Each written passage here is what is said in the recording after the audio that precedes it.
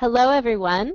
Before we really get started on content, I just want to go over with you the toolkit, just a little bit about it so that you have an understanding of where you can go after this webinar to access the information, because we do not expect you to leave this webinar knowing everything and absolutely all about federal housing protection. What you see up on the screen right now is the Advocate Toolkit. And on the right-hand side, you'll see a toolbar that you can use to quickly navigate through the toolkit.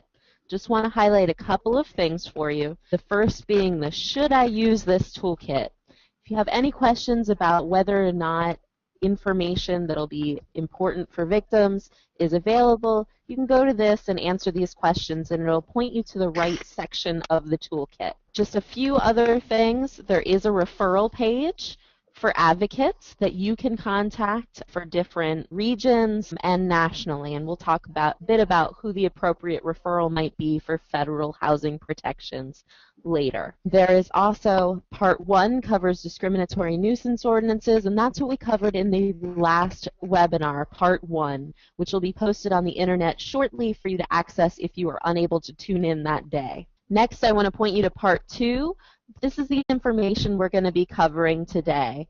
Primarily, we'll be going over the overview of the violence against women protections. So you can see it'll cover things like does VAWA apply, and we'll go over all this information in just a moment. Then there are some resources, so sample letters and sample forms, and we'll go over which would be appropriate in what situations. You also then will see Part 3, and we'll briefly touch on during this webinar the Pennsylvania Human Relations Act and the Fair Housing Act, but that's where you can find it in the toolkit under Part 3. We will also discuss a little bit about Part 4, the systems advocacy, and there are resources under that that you'll be able to access. Finally, additional resources. There's a plethora of information in here, links that you can use to access stuff on behalf of victims and provide them with information. So without further ado, I'm going to turn it over to Nicole so that she can cover our content for today. Good morning. This is Nicole Lindemeyer. We're going to start with just some basic objectives. What we hope to achieve through today's webinar is that you will be able to simply identify what the federal housing protections are in the Violence Against Women Act, or VAWA, that you'll be able to have some familiarity with the administrative complaint process through the Pennsylvania Human Relations Commission and the Federal Fair Housing Act, that you'll be able to identify some specific safety planning issues with victims around housing, that you'll be able to make referrals and recognize opportunities for systems advocacy. So first we're going to start with just some basic stuff. I want to let you know that Liz and I have given the content of this webinar in person many times, and I admit that we are better in person than we are over the internet, simply because it's much more interactive. So the element of interactiveness is gone from this webinar, but if you have questions or comments, we want to reserve a little time at the end to address all that. So please do chat with us, ask questions, use the webinar control panel to do that. So we're going to start with some basic housing terminology. And in the field of housing, there are generally two categories. There is private housing and there is subsidized housing. Now, a subsidy is simply a means of getting outside help paying for something. It's not a bad word. There's nothing wrong with it. Lots and lots of areas and industries get subsidies. Like, for example, in the United States, the farming industry gets a lot of subsidies to help keep milk prices low. In the housing field, subsidized housing is generally through HUD, the United States Department of Housing and Urban Development. And within there are different kinds of subsidies. The most common is the Housing Choice Voucher Program, or Section 8 vouchers. There is also project-based Section 8, and that is the kind of subsidized housing where the subsidy goes to the property. So think of generally in larger cities, there are things like, I know in Minneapolis and Chicago, we used to refer to them as the ghetto in the sky. They were big, dilapidated buildings where everybody who lived in that building had a very low income because the building itself, as a condition of living there, you had to be under a certain income, and then you could pay either a very low amount of rent or no amount of rent. So that's project-based Section 8. Think of the subsidy goes to the building. The other category is what I mentioned, the Housing Choice Voucher Program, or a Section 8 voucher.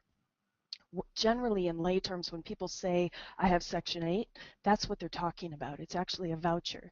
And the difference between that and project-based Section 8 is that the voucher goes with the individual, and then the individual takes that subsidy out into the private housing market and uses it to help pay a portion of her rent.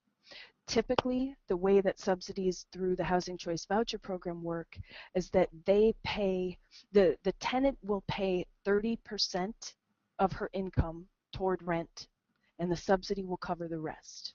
So that tends to be a very low amount. For people with zero income, there is a minimum $50 rent amount through Section 8. Some public housing authorities waive that, most do not. So to live in project-based or housing choice voucher subsidized housing, most people do need some form of income. In terms of other subsidies, other forms of subsidized housing, HUD also administers different kinds of assistance programs. There's a program for people with disabilities, there's a program for people with AIDS, there are other various specialty sort of housing assistance programs.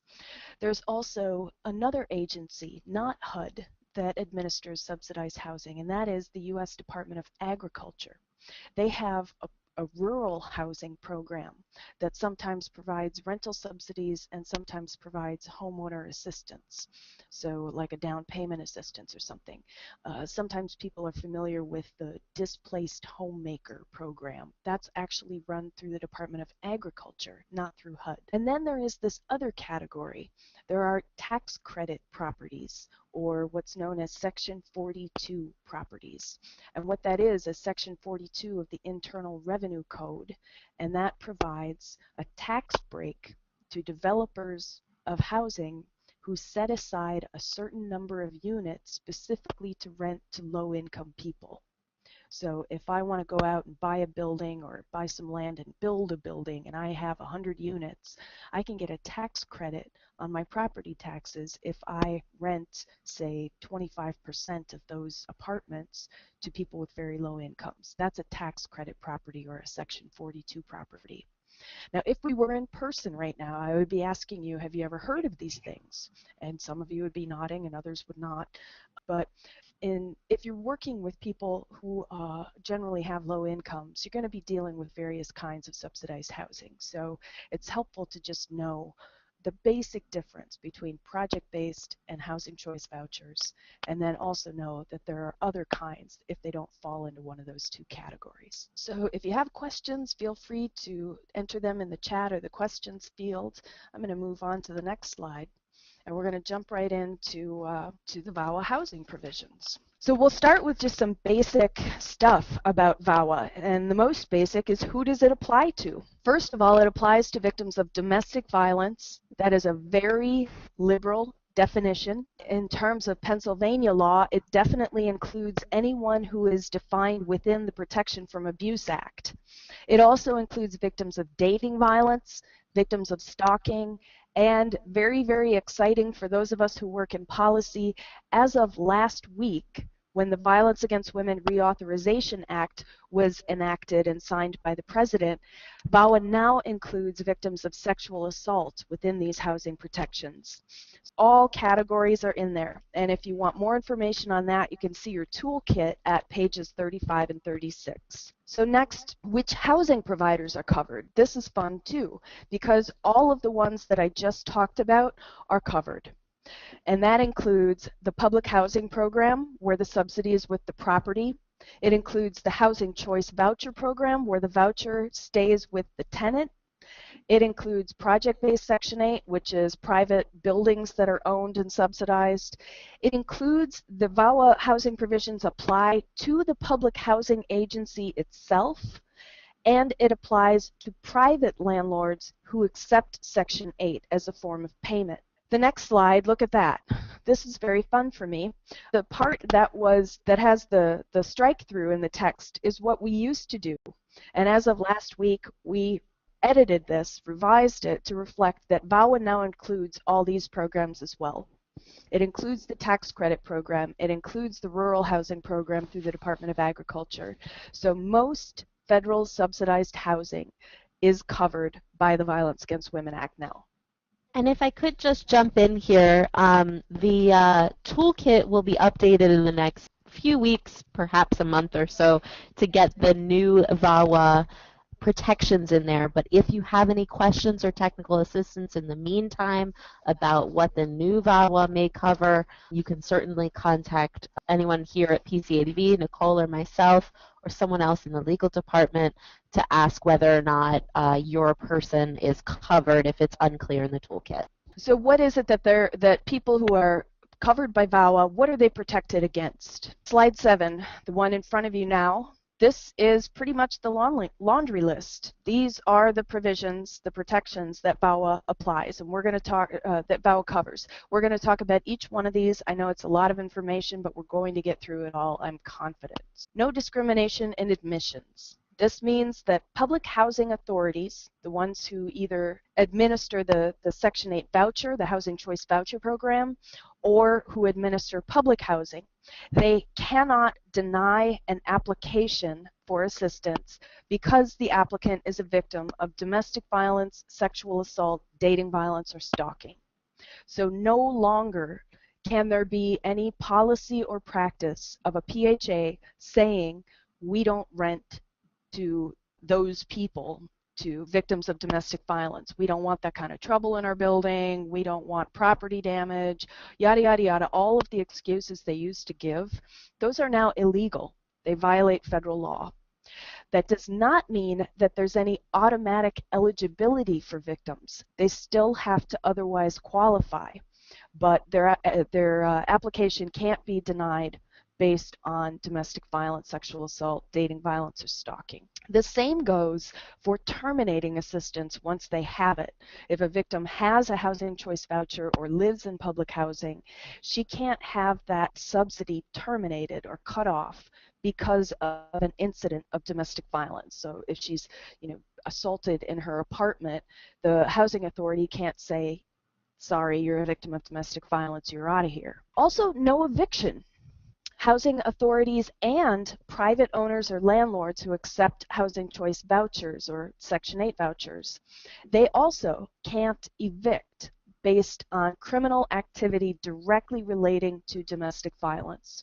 So as I mentioned, the example of a tenant being assaulted while she's living in public housing or while she's using a housing voucher, a Section 8 voucher, if she is assaulted and there is related housing consequences such as a police response or property damage, if those related consequences relate back to the assault, and that assault is directly related to domestic violence, it's not an appropriate basis for eviction. Nicole, if I could, I'd just like to ask you a question. Could you talk just a little bit about the causal connection? So what does it mean to be related to the domestic violence?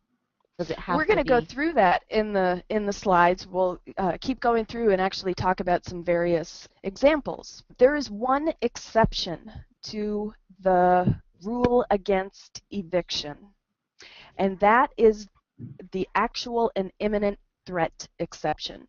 Victims may be evicted or have their assistance terminated if the housing authority or the landlord believe that the victim poses an actual and imminent threat to other tenants or those employed, the employees of the housing provider, and they can prove it. So what does that mean in practice? That is a very high standard in practice. Actual and imminent threat is specifically defined in federal regulations as, quote, a physical danger that is real, that would occur within an immediate time frame and could result in death or serious bodily harm.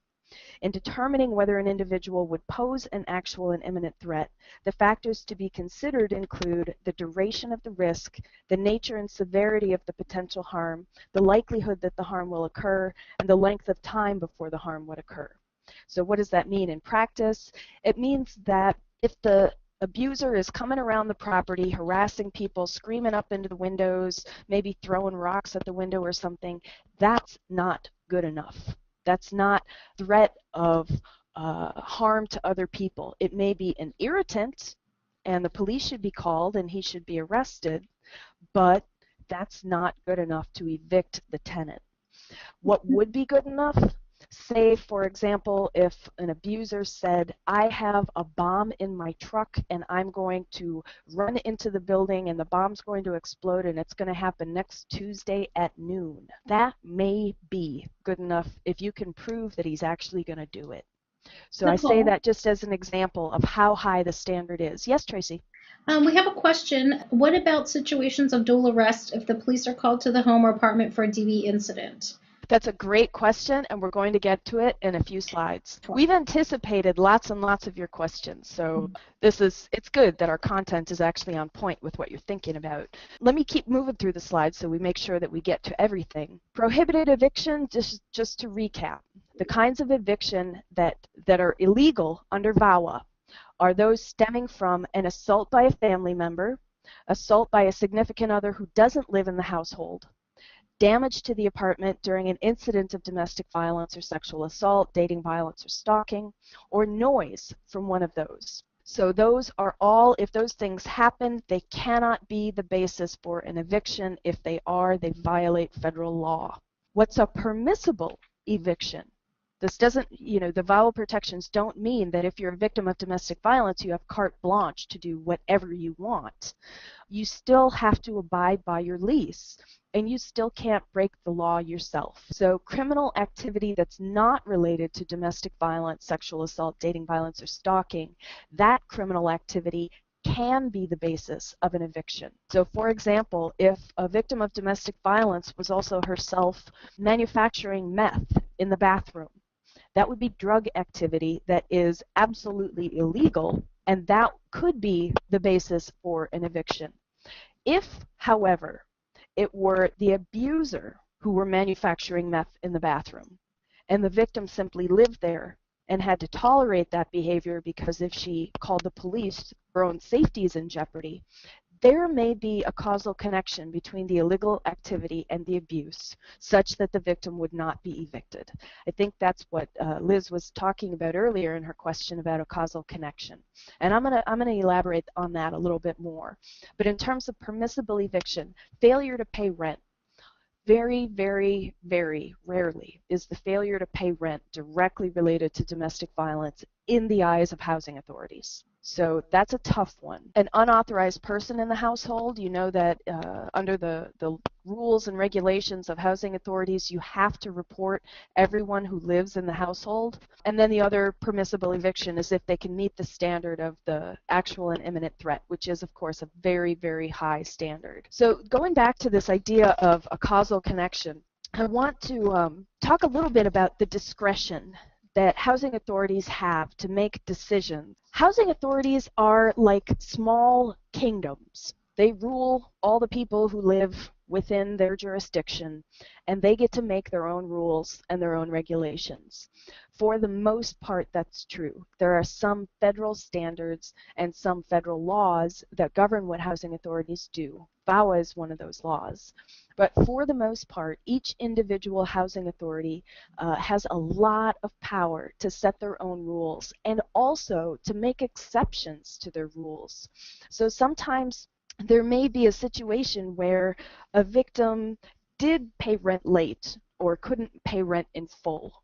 And while that is a failure to pay rent, on time and in full, if she can say to the housing authority, do you to the staff people, and she has some documentation, which we'll talk about later.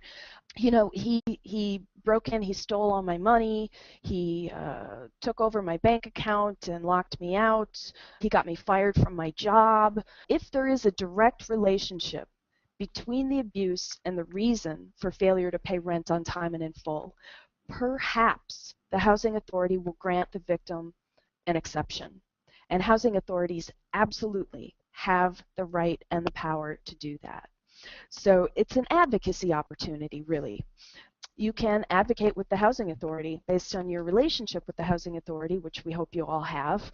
You can advocate with the housing authority to understand that the circumstances are unique, that the victim's safety is in jeopardy, that she does not deserve to lose her housing for conduct that was committed by someone else, and that an exception should be granted, and the housing authority just may do that. Moving on, we're going to move on to another one of VAWA's protections, and that is porting. A port is a move from one jurisdiction to another. A transfer is a move within the same housing authority's jurisdiction. So, for example, if I live in the city of Scranton, say there is a Scranton Housing Authority, and I move from one side of town to the other, and I want to use my Section 8 voucher and move it with me, that is a transfer within the same jurisdiction. The same housing authority still continues to administer my voucher. If I need to move from Scranton to Harrisburg, that's a different housing authority, and that move would be called porting. So transfer within the same port between two different jurisdictions. VAWA gives tenants the right to port, to move to another jurisdiction, if the family is in compliance with the terms of the program, they're not in violation of their lease, they're up to date on rent, etc., and they're moving to protect the health or safety of a victim because they reasonably believe they're imminently threatened by further violence. So in a situation where a victim needs to relocate, that staying in place is just simply not safe for her, VAWA grants her the right to move to a different housing authority's jurisdiction and not have to lose her Section 8 voucher when she does so. Now, Nicole, you use the term relocation, and I just want to draw a connection here between these rights and what might be at stake for the victim that you're serving. The term relocation should raise some bells in your mind, because when child custody is an issue for your victim, be sure that she understands the potential consequences of relocating without notifying the other parties that have custodial rights. In the toolkit, you'll be able to find a link to our relocation brochure that you can provide to a victim so that there's not consequences because of their move in housing on their custody. Thanks, Liz. Yeah, there's always a lot of concerns in relocation, and certainly custody is now a big one. We've moved on to slide 15. This is where we talk about emergency transfers. That text that has the strike through on it, that's what we used to train on. As of last week, when the reauthorized version of VAWA was signed into law, now we've got broader protections. It used to be that housing authorities had the discretion to have a policy on granting emergency transfers. They could choose whether or not they would allow them or not. Now, under VAWA, they have to. They have to have a policy that allows emergency transfers if, number one, the tenant expressly requests it. It can't be forced on the tenant. She can't be told she has to transfer. It has to be something that she voluntarily chooses. And she reasonably believes that she is threatened with imminent harm from future violence if she stays in the same dwelling. That's in cases of domestic violence. In cases of sexual assault, if the sexual assault occurred on the premises within the 90-day period preceding the request. So if the victim was raped in her own apartment within the last 3 months, she can request an emergency transfer, and the housing authority has to have a policy to allow her to do that. In your toolkit at page 54, there is a sample letter that advocates can use to work with victims to request an emergency transfer. It's got all the language in there and the references to the law so that victims can put it in their own words and sign the letter themselves. This is not an unauthorized practice of law to help a victim with a sample letter, so long as it is in fact coming from the victim and not from the agency. Waitlist preferences. Now, we wish that every housing authority had a preference on their waitlist for victims of domestic violence. In reality, they don't. Not under VAWA and not under any other law. It is still within the discretion of each individual housing authority whether or not they give preferences on their wait list. For those of you who are not familiar or maybe don't work very often with the clients who have housing vouchers or are applying to live in subsidized housing, there are enormous wait lists for Section 8, both the vouchers and public housing. It is such an under-resourced benefit for people with low incomes that once you get either a subsidized unit or a voucher, you will do pretty much anything to hold on to it because you've probably waited years to get it. As of right now, most housing authorities have actually closed down their waiting lists. They don't even accept applicants simply because they have such long waiting lists already. The way that a preference works is that if I applied to the Harrisburg Housing Authority for a unit in a public housing complex and they told me there were 300 people on the waiting list, I would be number 301. If I were running for my life and I needed an apartment as a way of protecting my own safety, and I told the housing authority I'm a victim of domestic violence, if they had a waitlist preference, they may move me from 301 up to number 3. It depends on how their preference works. But waitlist preferences are pretty powerful tools to get people into housing quicker. Because it's not a requirement under VAWA, what it is an advocacy opportunity. For those of you who have relationships with your housing authorities, I'm betting that wherever there is a waitlist preference for domestic violence in a housing authority in Pennsylvania, there's a domestic violence program that asks them for it. So if you have an existing relationship with your housing authority, please talk to them about establishing a waitlist preference for DV. If you don't have a relationship, don't worry. You will be able to approach your housing authority at the end of this webinar with lots and lots of opportunities for working together. Bifurcation, that is a fancy word that means simply to split apart. To bifurcate means to split. What VAWA does is it gives housing authorities or landlords who are renting to people with Section 8 vouchers the power to bifurcate a lease, to split it apart in order to evict, remove, or terminate assistance to the abuser while allowing the victim to stay. This is an immensely powerful tool under VAWA because formerly, if the abuser was being evicted, so was the whole household. So a victim was in a precarious position of saying, I can't call the police because if he gets kicked out, we all have to go and then we'll be homeless. Now, under VAWA, she can simply carve out the abuser while keeping the rest of the lease intact. Now, what if the lease is in the abuser's name? Well, what VAWA says is that the housing authority shall provide the remaining tenants an opportunity to establish eligibility, and if she can't, if she's not eligible for subsidized housing, say her income is too high or she has a felony conviction, if she can't, then the housing authority has to give the tenant a reasonable time to find new housing. They can't just put her right out on the street. What a reasonable time is going to vary. That's an advocacy opportunity for sure. Again, bifurcation, really powerful tool that VAWA provides. And if I could, just a moment, I'm just going to jump in because this is a really good opportunity here if you're looking at bifurcation with the victim to look at safety planning. Because at the same time as the PHA is going about their business determining who gets assistance or bifurcating a lease, if a lease is bifurcated, they're actually going to have to go through the eviction process to officially kick him out. So what that means is the victim may need to plan for her safety during that eviction process so that until he's officially kicked out by the court, she's got some kind of protection, whether it's staying with a relative, getting a protection from abuse order with an exclusive possession element to it, so on and so forth. There's some suggestions in the toolkit for how to safety plan around that if bifurcation is the type of relief you're pursuing.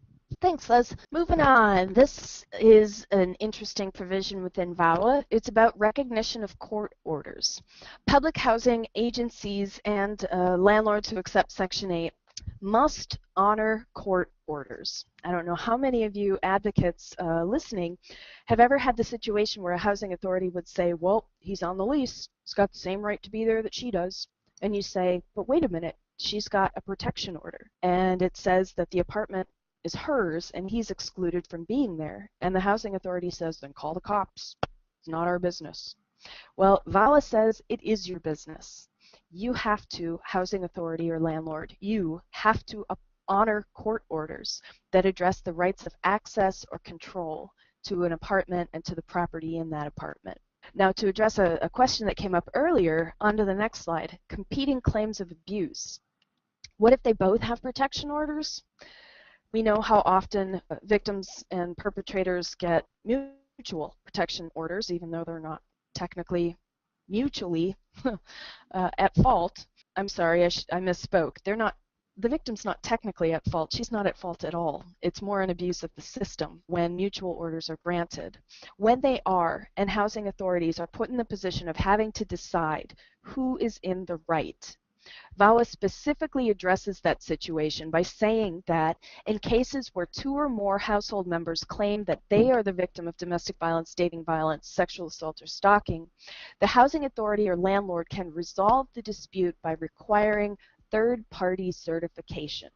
So in other words, what they're asking for is something to tip the scale. So if one person has a protection order, the other party has a protection order, the victim needs to tip the scale by providing additional documentation of the fact that she's an abuse victim. So that can be a police report, that can be a statement from your program saying that she is a client that assumes that she's given written permission to waive confidentiality in that limited case. It can be a letter from a doctor, a photograph from an emergency room trip. Whatever the evidence is, there are no limitations on what that evidence can be. But the victim will need to tip the scale so that she, quote unquote, wins in the battle of who's really the perp and who's really the victim. So VAWA recognizes the reality of mutuals and says that it's going to be a battle of papers, basically. So whatever the victim can prove, she needs to pull out all of the evidence in the case of mutual restraining orders. Hopefully that makes sense. If we were live and in person, I could ask you that. Okay, I mentioned earlier documentation of abuse. Moving on to the next slide. This is something that VAWA also provides for. It's sort of a balancing of interests between victims and the needs of housing authorities and housing providers like landlords.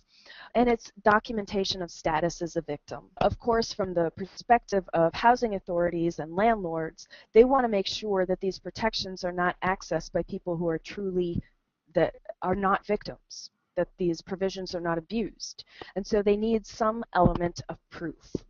On the other side of the coin is those of us who know that too often victims don't have any proof and shouldn't be forced to access systems in order to get proof, but that would jeopardize their safety.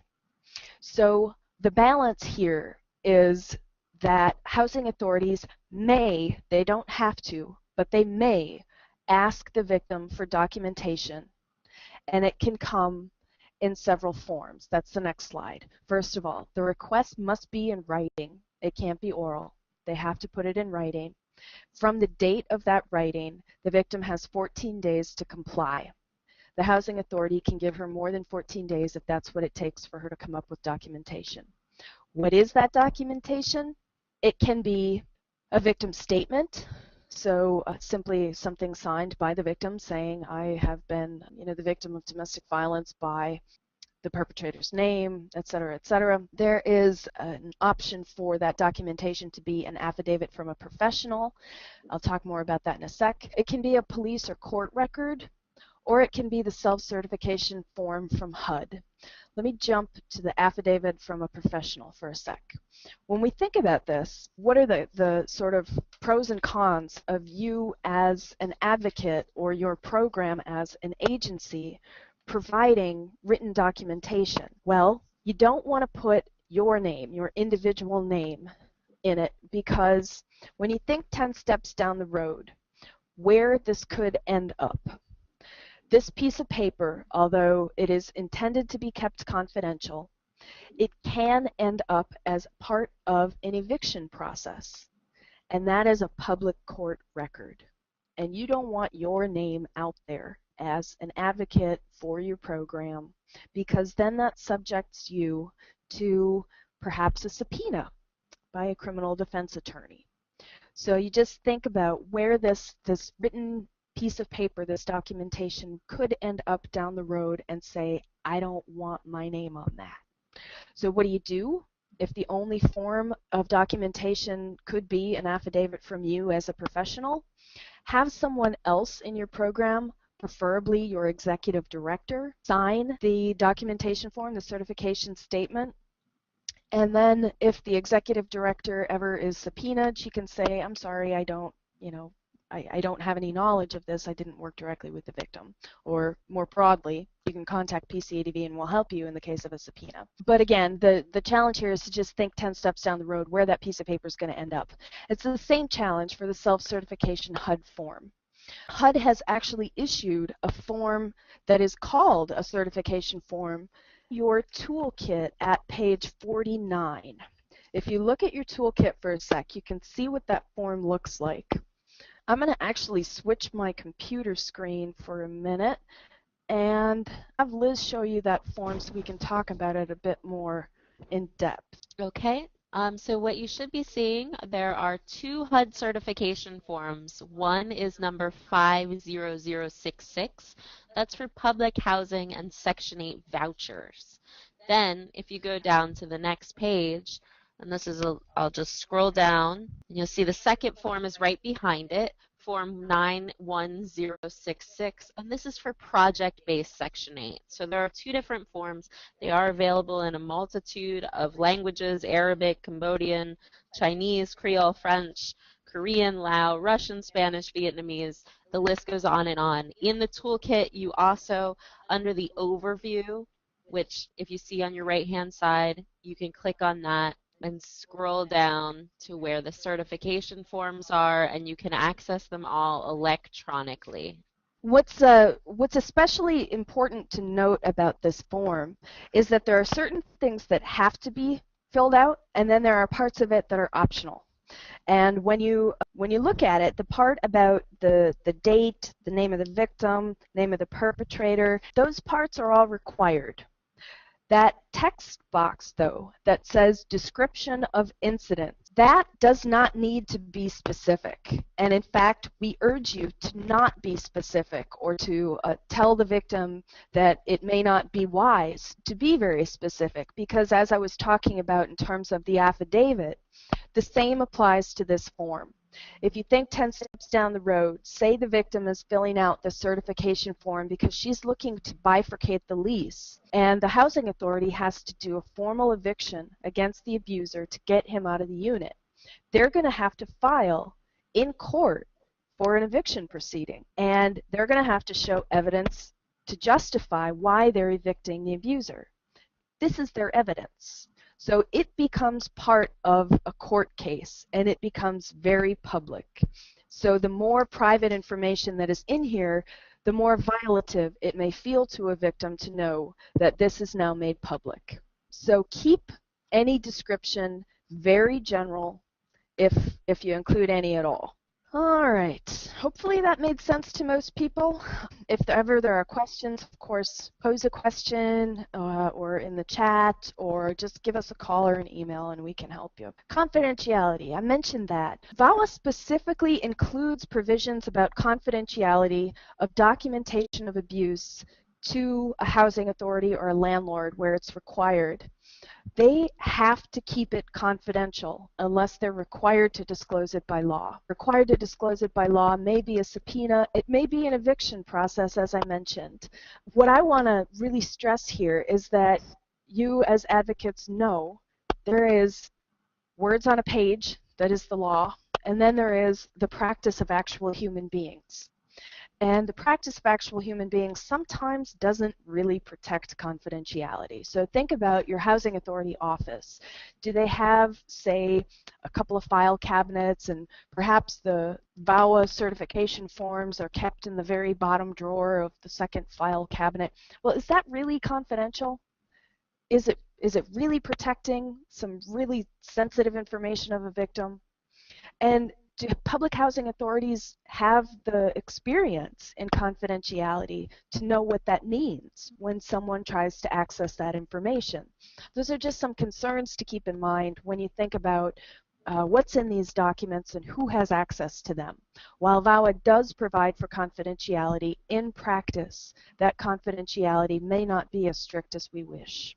So next, some other provisions within VAWA appeal to those of us who like to think of ourselves as research nerds. And that includes the notice requirements and the planning requirements. And that's what we're going to talk about next.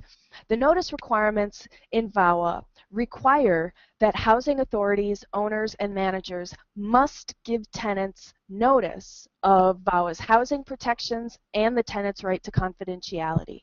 What good is a law if you don't know about it, right? So housing providers have to advise tenants that these protections exist. We have sample notices, and that is an excellent advocacy opportunity for talking with your housing authority. If they're not giving notices out to tenants, that may be a way to get sort of a foot in the door, is to call or email your housing authority staff and just say, hey, you know, I was recently attending a training and I learned a lot that I didn't know before about VAWA's housing protections, and I'd love to sit down and talk with you about what notice and documentation and confidentiality practices your office is abiding by, and to see whether we can help you with any of that. And if that doesn't work, next slide, slide 24, talks about the planning requirements. Now, housing is an intensely technical field. I just wanted to let folks know the information sheet and notice, sample notice that Nicole is talking about is actually in part 4 of your toolkit under systems advocacy. There's some information from the National Housing Law Project that you could provide directly to your PHA. Okay, so moving on to planning requirements. As I was saying, housing is an intensely technical field. It's governed at the federal level, and then each individual housing authority has to comply with certain minimum requirements, and it is very, very form-driven. Lots and lots of forms, and each individual housing authority has to complete and submit to HUD an annual plan, a 5-year plan, and a statewide consolidated plan. And what that plan looks like, it looks like an enormous grant report. It's just huge. Some of these are just hundreds of pages long, others are a little bit shorter. But some of the issues that they have to address in their plans are things like, how are they dealing with the issue of homelessness in their community? Or how are they addressing the aging housing stock of the public housing authority's properties? Some of those things are big deal issues, and others are more technical and not that interesting. What is very interesting is now the housing authorities have to include in their annual 5-year and consolidated plans, they have to include in their annual plan a description of activities, services, or programs offered to victims of domestic violence, also dating violence, sexual assault, or stalking. In other words, what this means is that your housing authority has a federal legal obligation to know how to help victims. And that's huge because it's a major opening to get into that office and say, hey, I know your annual plan deadline is coming up. We're the local domestic violence program serving victims in this county. I wonder if we can talk to you about our services, our activities, and our programs so that you can include them in your annual plan. Similar to the annual plan is the 5-year plan, and that's just a bigger scope, more of a visioning document than a planning document. And in that, VAWA says that the Housing Authority has to include in its goals, objectives, policies, and programs that they have in place to serve the housing needs of victims of domestic violence, dating violence, sexual assault, and stalking. So in other words, they have to be thinking about this, not just right now, not just with regard to a particular victim, but 5 years from now. How are they working within their community to address the issue of homelessness as a result of domestic violence? That's huge. That's a major advocacy opportunity because, again, it allows you to simply call up your housing authority and say, I know you guys are drafting your annual and your 5-year plans. Are you aware that we have, X, Y, and Z services for victims, and we would love to let your tenants know about these opportunities for getting help if they need it. I just switched back to slide 24 because what is very interesting, again, if you're kind of a nerd, what's interesting is that they're already saying that they're doing this. These housing provisions regarding their planning requirements have been in effect since 2005. So housing authorities are already out there saying that they're working with their domestic violence program, that they're providing services or making referrals, that they're planning 5 years down the road how they're going to have a goal of, addressing the housing needs of victims. They're already saying that they're doing it. So the question is, of course, are they? Are they working with you? And wouldn't you like to know what your housing authority says that it's doing with regard to domestic violence? These links on slide 24 are websites where you can review the housing authority annual and 5-year plans to see what they're saying about complying with VAWA. So we really, really strongly urge you to look at this link, to click on the link or enter it in your internet browser field and look at what your local housing authority is saying that it's doing. Okay, that's a lot of information, and I know it's a little bit overwhelming. We're going to send you these PowerPoint slides too, so the sound of my voice is making your ears hurt. You can just go over the slides yourself later. We wanted to sort of change gears a little bit to actually change to focus on, now we know what the law says, what do we do about it? What do we do in practice? So how is it, if you're working with the victim and you believe her housing rights were violated, how can you work with her to use VAWA to challenge an adverse decision by her housing provider? The first thing she can do is reach out to the housing authority. They're an agency, and they have people who work there who deal with tenant problems all the time. So they have to have a process in place to address issues of tenants. It should be either a hearing process or an informal review. And you want to treat that opportunity, the hearing or the informal review, as a chance to sort of to help the victim prove her case. She can reach out to the housing authority, ask for a hearing or ask for a review, set up a time, and then get ready for it. And she wants to treat it just like a court hearing. You want to get evidence, you want to get documents, you want to contact potential witnesses, and prepare to sort of prove your case to the housing authority. The housing authority would be the decision maker, and you need to persuade them to act in the way that you want them to act. Sometimes housing authorities will propose settlement, and this is kind of a red flag. As an advocate, it's really important for you to advise the tenant about how important it is to comply with the terms of the settlement and not agree to more than she can actually perform. So for example, the housing authority may say to the victim, you have to get a protection order. If you want to stay in your apartment, you have to get a protection order. And the victim may say, okay, I really want to stay in my apartment, so I'll get a protection order. What's wrong with that picture? Well, no one can promise to get a protection order. You can promise to apply for one if it's safe for you. But there are many situations where getting a protection order is not the safest option for a victim. And so you don't want to promise to do something that would either jeopardize your safety or that you simply can't deliver on. It's not a victim who gets a protection order, it's a court who grants it. And a victim can't promise an outcome that she is not in control of. So it's really important to consider everything down the road, even if it's something like a payment agreement. If the housing authority says you've gotten behind in your rent, I understand that it's the fault of the abuser, he got you fired from your job, but we need you to really pay your back rent and start paying in the future. And the victim says, okay, I really don't want to lose my housing. I'll do it. I'll make all the payments. And then 2 months down the road, she still hasn't found a job and she still can't make her rent.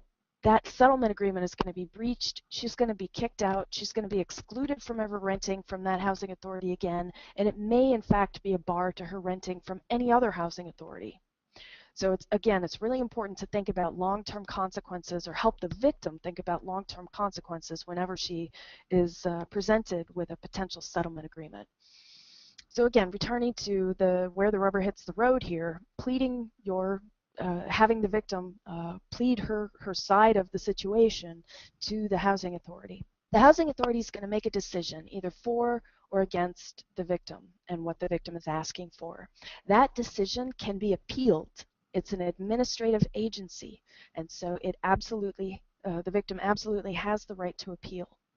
If, in fact, the decision violated VAWA, we urge you to help the victim take action. If it's safe for her to file an appeal, that's going to be the most immediate option to preserve her housing.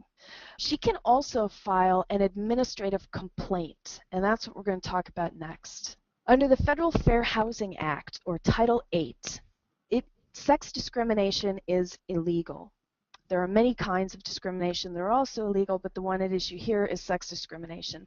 The same also applies under state law, under the Pennsylvania Human Relations Act. That also prohibits discrimination on the basis of sex. So how is this sex discrimination? Well, when policies or practices have a disproportionate impact on victims of domestic violence, those policies or practices constitute sex discrimination because the overwhelming majority of domestic violence victims are women. So it's sort of an attenuated equation there.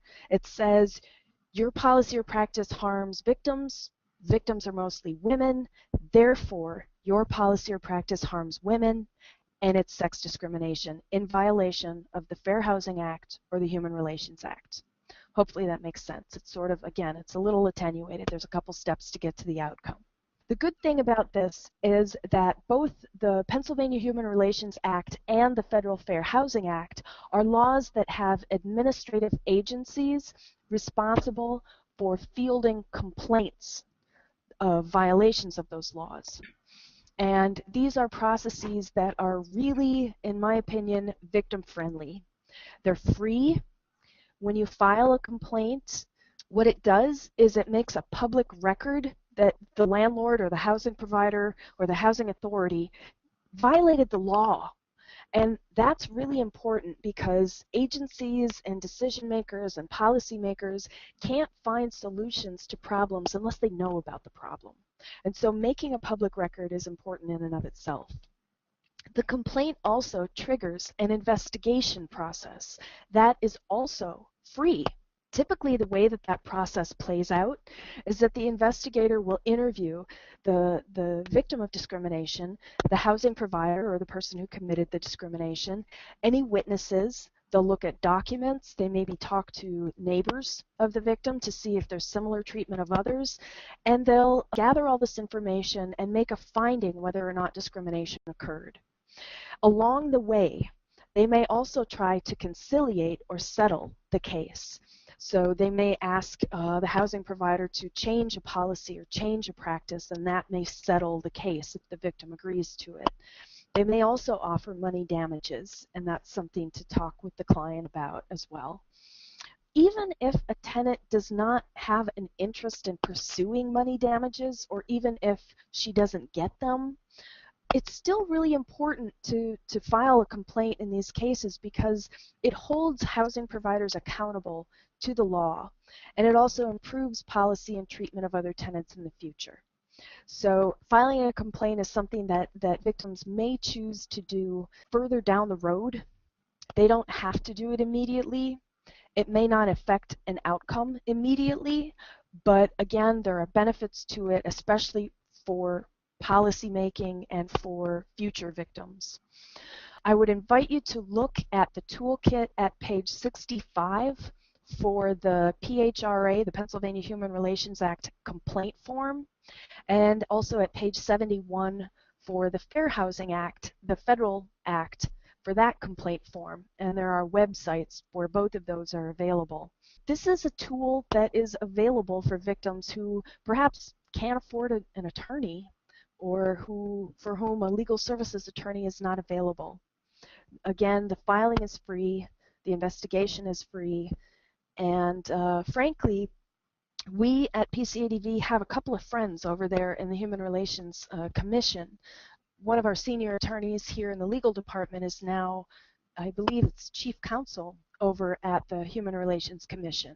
So there are lots and lots of people over there with some influence who actually understand domestic violence and are sensitive to the needs of victims. So we would encourage you to use these resources that are available. I'm going to wind down a little bit. We're a little bit over time. We want to talk just briefly about some safety planning stuff, and we talked about this in the very first webinar. I'll touch on some of it again here. Of course, not all victims are in a position to leave. When they reach out for help from your domestic violence program or from someone else, staying in their location may be their best option, both for safety reasons and for economic reasons. And so working with the victim to make her as safe as she can be while she stays in that location, that may include getting a protection order, it may include escape routes, trying to find a safe contact, trying to make that housing a little bit more safe while she's still at risk of abuse. If the victim is able to relocate, there are several other considerations that arise in addition to the ones that would have occurred had she stayed in place. Things like secure communications. Is the fact that she relocated confidential? Is her location confidential? Does the abuser know where to get her? And is she trying to keep that information from him? So if she is trying to relocate confidentially, she'll want to make sure that she's not being tracked. And that can involve internet and technology safety, and that can involve simply who she tells where she's at. Liz, do you want to talk a little bit about the internet and technology safety issues? Well, because we're short on time, I'll address it, but just real quick. We did put out a technical assistance bulletin of sorts on how to protect the confidentiality of an individual online. So all the different considerations. If you would like that resource and haven't seen it, please just send me an email and I can send it off to you today. It's very user-friendly, just like our toolkit. It has a sidebar for navigation through it, and it gives you all different considerations for GPS tracking, for use of social media and how they can track you through that, and some other technology concerns. Same thing though, and the other point that I'd like to make is just that if she is relocating or if she's staying, making housing more affordable, there are many protections in the law for things other than just housing, but housing-related things. So utilities, getting assistance with that. If you'd like more information about those types of protections, you can contact us as well.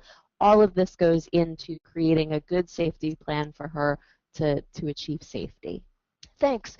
I want to address a couple of questions that Tracy has passed on to me. What proof is required to document the abuse in order to port from one jurisdiction to another? That would be the same as in the certification form. So it would be the exact same standard of proof in all of this. Whether or not she is providing the certification form or a professional's affidavit or a police report or something else, something to show that she is in fact a victim of domestic violence and has a belief that she's still at risk. Remember, if you're certifying on behalf of the victim, do not forget, Nicole said this already, I just want to reiterate that you should remember to get a signed, written, time-limited, and explicit permission in a form of her waiving her confidentiality, or else you could end up in some serious trouble for breaching her confidentiality. Okay, another question. Does recognition of order include bail restrictions? VAWA speaks to recognizing court orders, so whether or not a bail restriction can be characterized as a court order seems to me kind of an advocacy opportunity. It seems as if that's an argument to be made, and there are certainly factors that would weigh in favor of someone deciding that yes, a bail restriction is a court order. It is an order from a court that the abuser must stay away from the victim or whatever the specific is. So I would argue strongly that that does satisfy VAWA as a court order, and I'm not aware of any decisions to the contrary right now. The next question. Often the abuser will push in on victims and quote unquote live in the home longer than the 2 weeks allowed for visits. Is this now protected under the new VAWA? Explicitly, no. But there's lots of room for advocacy and for discretion at the part of the housing authority. The victim may need to notify the housing authority that he's not welcome, simply because not doing so may put her housing in jeopardy, simply because if you're living in a subsidized unit, you have to be on the lease and the housing authority has to know about you. So there the victim is going to have to weigh whether she wants to jeopardize her housing or take steps to notify them that the abuser is in her apartment. Either way, major safety issues, major safety issues. I would talk to the victim about what the consequences are for each decision. Whether she notifies the housing authority that he is staying, he's not welcome, but she is afraid of him and doesn't want to say no when he comes over. The housing authority may ask for documentation and she may need to provide that, but that may be grounds for an exception to an eviction. Again, I see this as a big advocacy opportunity to make the argument that his illegal visits, his presence in the apartment, is not attributable to the victim's choice. She did not intentionally violate her lease. Her abuser is refusing to leave her home. And that is protected conduct under VAWA. I would make that argument, and if you're not successful, certainly contact Liz or myself here at PCADV, and we can help you with some statutory sites and things to beef up the argument. I believe that we have gone as long as we possibly can, and we need to end the webinar. We're really, really grateful that you all were here and paying attention. We hope this information was useful. Again, we have loads more information in the toolkit. We really want you to use it. We're really proud of it. A lot of work went into it, and we think it's a really practical tool for helping victims address one of the most overwhelming needs that they have, the need for safe and affordable housing. So we look forward to hearing from you with any questions or feedback on this webinar, and we hope you have a great day.